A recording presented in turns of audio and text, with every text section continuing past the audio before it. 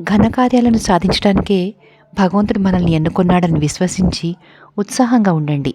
మనం వాటిని సాధించే తీరతాం. మనం చేసే ప్రతి ఆలోచన మన శరీరాలు అనే ఇనప ముద్దలపై పడే చిన్న సుత్తి దెబ్బల్లాంటివి. వాటి నుండి మనం ఏమి కావాలని అనుకుంటున్నామో అలా రూపొందుతాం.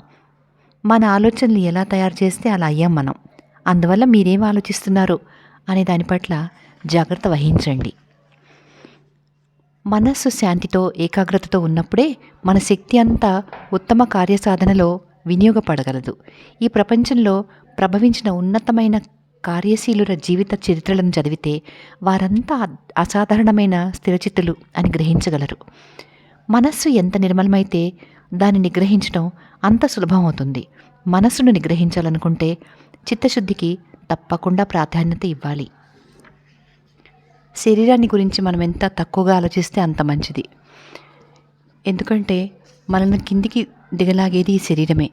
సంగత్వం, దేహాత్మ భ్రాంతి ఇవే మన దుఃఖాలకు కారణం.